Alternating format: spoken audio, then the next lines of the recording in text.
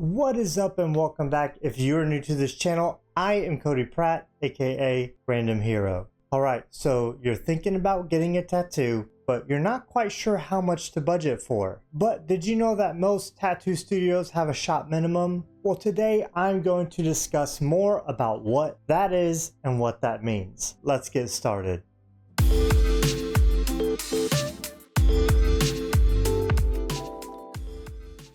So if you're a tattoo enthusiast, there is almost no doubt that you have encountered a shop minimum before. But for those of us that haven't, they can be extremely confusing and honestly a little bit off-putting. But why do tattoo shops have these minimum prices and what exactly do they mean? Let's take a little bit of a closer look. Alright, so what is a tattoo shop minimum? Well, it's exactly what it sounds like. It's really just the minimum amount that you're going to pay walking into a tattoo shop. So if the shop minimum is $50, the least you will pay for a tattoo, even if it were just a line, is $50. But this minimum price really helps cover a lot of different things for the artist, such as wages, booth rental, and supplies. And while it may seem a little arbitrary, it does serve a purpose. But with all that being said, if you went into a shop wanting even just a small word, let's say on your wrist, you would at least be paying that shop minimum. I think that it can be a little different for some people. It is important to note that the shop minimum is different than the hourly rate. The hourly rate being how much the artist charges per hour. So if your artist charges $100 an hour and you're getting a little bit bigger of a tattoo and it's going to take 4 hours, you're looking to pay at least $400 for your tattoo. Whereas, as we discussed earlier, the shop minimum is the least amount of money you're going to pay for a tattoo. So even if you get that little line tattoo, it will at least cost the shop minimum. So how much is a shop minimum? Well, that is a great question, and really the shop minimums vary from tattoo shop to tattoo shop. Some may charge as low as $50 and some may charge as much as $150. And we'll dive into this a little bit deeper in a second here, but there are a few factors that could affect the shop minimum. The shop's location, the type of tattoo you're getting, and even the artists themselves. And generally speaking, most tattoo shops have their shop minimum listed either on a social media page or on their website. So definitely check those out before you go visit them, just so you know what you're getting into. So why do some shops have higher minimums than others? And unfortunately, a big part of that just comes down to supply and demand. Tattoo shops in bigger cities or tourist destinations can have higher shop minimums, honestly because they know they can get away with it. After all, some people are willing to pay a little more just for a little souvenir type piece. On the flip side to that, shops in less desirable cities or towns may have